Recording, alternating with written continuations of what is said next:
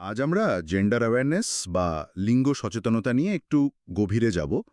আমাদের হাতে কিছু স্টাডি মেটেরিয়াল আছে যেগুলো মূলত প্রতিযোগিতামূলক পরীক্ষার জন্য তৈরি। হ্যাঁ, তো আমাদের লক্ষ্যটা হলো এই নোটসগুলো থেকে পরীক্ষার জন্য সবচেয়ে জরুরি প্রশ্ন আর ধারণাগুলো সহজ করে তুলে ধরা। একদম। মানে শুধু তথ্যগুলো আউড়ে যাওয়া নয়, আমরা বরং চেষ্টা করব এর পেছনের ধারণাগুলো, বিভিন্ন আইন আর সাংবিধানিক ভিত্তিগুলোও বুঝতে। ঠিক। তাহলে পরীক্ষার প্রস্তুতির সাথে সাথে বিষয়টাতে একটা স্বচ্ছ ধারণাও তৈরি হয়ে যাবে। আচ্ছা, তাহলে একেবারে গোড়া থেকেই শুরু করা যাক। আমাদের সূত্রগুলোতে প্রথমেই যে প্রশ্নটা আসে আর যেটা নিয়ে প্রায় একটু গুলিয়ে যায়, সেটা হলো সেক্স আর জেন্ডারের মধ্যে পার্থক্যটা ঠিক কোথায়? এটা খুব খুব জরুরি একটা প্রশ্ন। এখান থেকেই তো পুরো আলোচনা শুরু। দেখুন, সহজ করে বললে সেক্স হলো একটা জৈবিক ব্যাপার, বায়োলজিক্যাল। মানে শারীরিক গঠন অনুযায়ী যা নির্ধারিত হয়, পুরুষ বা নারী। একদম। এটা প্রকৃতি তৈরি করে। কিন্তু জেন্ডার বিষয়টা, মানে ওটা পুরোপুরি একটা সামাজিক নির্মাণ। সমাজ ঠিক করে দেয় যে একজন ছেলে বা মেয়ের আচরণ কেমন হবে, ভূমিকা কি হবে। ও আচ্ছা, যেমন একটা ধারণা প্রচলিত আছে যে ছেলেরা খুব রাগী হবে আর মেয়েরা খুব শান্ত হবে। এটা তো সমাজ তৈরি করেছে। ঠিক ধরেছেন। আর এই ধারণাগুলো যখন খুব শক্ত হয়ে যায়, তখন সেগুলোই হয়ে দাঁড়ায় জেন্ডার স্টিরিওটাইপ। স্টিরিওটাইপ। হ্যাঁ, যেমন আমাদের সোর্সগুলোতে একটা ক্লাসিক উদাহরণ দেওয়া আছে, মেয়েরা অঙ্ক পারে না বা ছেলেদের কাঁদতে নেই। এগুলোর তো কোনো বৈজ্ঞানিক ভিত্তি নেই। আর এই স্টিরিওটাইপগুলো থেকেই তো জেন্ডার বায়াস বা পক্ষপাতের জন্ম হয়, তাই না? মানে এই ভুল ধারণার উপর ভিত্তি করে কারো সঙ্গে আলাদা আচরণ করা। একদম। যেমন ধরুন, বাড়ির সব কাজ মেয়েদেরই করতে হবে আর বাইরের কাজ ছেলেরা করবে। এটা একটা বায়াস। হুম। আর এই সব বৈষম্য দূর করার লক্ষ্যটাই হলো জেন্ডার ইকুয়ালিটি বা লিঙ্গ সমতা। এর মানে কিন্তু সবাইকে এক করে দেওয়া নয়। এর আসল মানে হলো সুযোগ আর অধিকারের ক্ষেত্রে নারী পুরুষ বা অন্য লিঙ্গের মানুষের মধ্যে কোনো ভেদাভেদ থাকবে না। বেশ, ধারণাগুলো তো পরিষ্কার হলো। এবার একটু আইনি পরিকাঠামোর দিকে যাওয়া যাক। আমাদের সংবিধানে লিঙ্গ সমতা নিয়ে কি বলা আছে? সংবিধান তো আমাদের মূল ভিত্তি। আমাদের সূত্র অনুযায়ী বেশ কয়েকটা অনুচ্ছেদ এখানে খুব গুরুত্বপূর্ণ। প্রথমেই বলতে হবে আর্টিকেল 15 কথা। আর্টিকেল 15? হ্যাঁ, মৌলিক অধিকারের অধ্যায়ে এটা পরিষ্কার বলছে যে রাষ্ট্র, ধর্ম, জাতি, বর্ণ, লিঙ্গ বা জন্মস্থানের ভিত্তিতে কোনো নাগরিকের প্রতি বৈষম্যমূলক আচরণ করতে পারবে না। আচ্ছা, কিন্তু রাষ্ট্র কি নারী বা শিশুদের ভালোর জন্য আলাদা করে কিছু করতে পারে? মানে সেটা কি বৈষম্য হবে? খুব ভালো একটা পয়েন্ট তুলেছেন। এখানে আর্টিকেল 15 3-এর গুরুত্ব। ওই ধারা অনুযায়ী রাষ্ট্র নারী ও শিশুদের জন্য বিশেষ ব্যবস্থা বা আইন তৈরি করার ক্ষমতা রাখে। এটাকে বলা হয় প্রোটেক্টিভ ডিসক্রিমিনেশন। বাহ!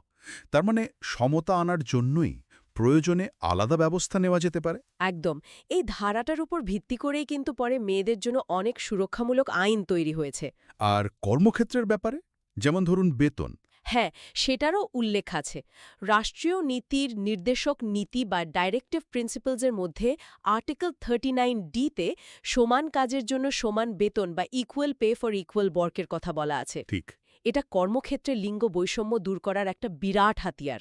মাতৃত্বকালীন সুবিধার কথাও তো সংবিধানে আছে, তাই না? আর্টিকেল 42। হ্যাঁ, আর্টিকেল 42 অনুযায়ী রাষ্ট্রকে মহিলাদের জন্য উপযুক্ত কাজের পরিবেশ আর মাতৃত্বকালীন সুবিধা নিশ্চিত করতে হবে। আর পঞ্চায়েত ব্যবস্থায় মহিলাদের জন্য আসন সংরক্ষণের যে বিষয়টা, ওটা তো ৭৩তম সংশোধনীতে আনা হয়েছিল। একদম। ৩৩% আসন সংরক্ষণ। এটা তৃণমূল স্তরে মহিলাদের রাজনৈতিক ক্ষমতায়নের জন্য একটা যুগান্তকারী পদক্ষেপ। আর আরেকটা বিষয়ও তো আছে আর্টিকেল 51A-তে, মৌলিক কর্তব্যের মধ্যে। হ্যাঁ, নারীদের মর্যাদা হানিকর সমস্ত প্রথা বর্জন করা। এই সাংবিধানিক ভিত্তিগুলোর ওপর দাঁড়িয়েই তো পরের আইনগুলো তৈরি হয়েছে। তাহলে এবার সেই আইনগুলোর দিকেই নজর দেওয়া যাক। কর্মক্ষেত্রের জন্য কোন আইনটা সবচেয়ে উল্লেখযোগ্য?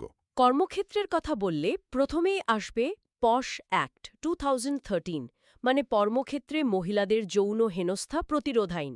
এটার বিষয়ে সবচেয়ে গুরুত্বপূর্ণ তথ্য কোনটা, যা আমাদের মনে রাখতেই হবে? সবচেয়ে জরুরি হল যে সংস্থায় 10 জন বা তার বেশি কর্মী আছেন, সেখানে একটা অভ্যন্তরীণ অভিযোগ কমিটি বা ইন্টারনাল কমপ্লেন্টস কমিটি, সংক্ষেপে আইসিসি, গঠন করা বাধ্যতামূলক। বাধ্যতামূলক। হ্যাঁ, আর অভিযোগ জানানোর জন্য একটা সময়সীমাও আছে, ঘটনার দিন থেকে ৩ মাস। ৩ মাস। আচ্ছা। যদিও কমিটি চাইলে বিশেষ পরিস্থিতিতে এই সময়সীমা আরও ৩ মাস বাড়াতে পারে। বেশ। কর্মক্ষেত্রের সুরক্ষা তো গেল, কিন্তু গার্হস্থ্য হিংসার বিরুদ্ধে সুরক্ষার জন্যও তো একটা খুব গুরুত্বপূর্ণ আইন আছে। হ্যাঁ, protection of women from domestic violence act 2005, এটা ২০০৬ সাল থেকে কার্যকর হয়। এই আইনের বিশেষত্বটা কি? গার্হস্থ্য হিংসা বলতে ঠিক কি কি বোঝানো হয়েছে? এই আইনের সবচেয়ে বড় বৈশিষ্ট্য হল এর ব্যাপক সংজ্ঞা।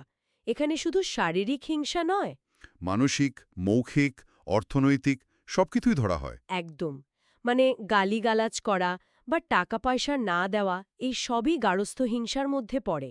আচ্ছা, আর শিশুদের সুরক্ষার জন্য তো পিএসও একটার কথা প্রায়ই শোনা যায়। PSO Act 2012, protection of children from sexual offences act.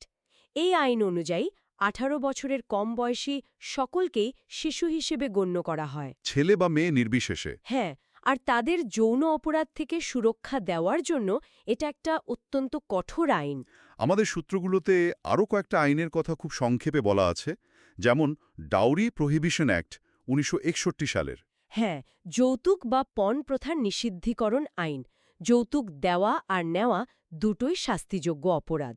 আর বাল্যবিবাহ নিষিদ্ধীকরণ আইন, ওটা তো 2006 সালের। ঠিক ঠিক আইন অনুযায়ী ছেলেদের বিয়ের ন্যূনতম বয়স 21 আর মেয়েদের 18 বছর। এরপর আছে ম্যাটারনিটি বেনিফিট অ্যাক্ট 1961, যেটা 2017 সালে সংশোধন করা হয়।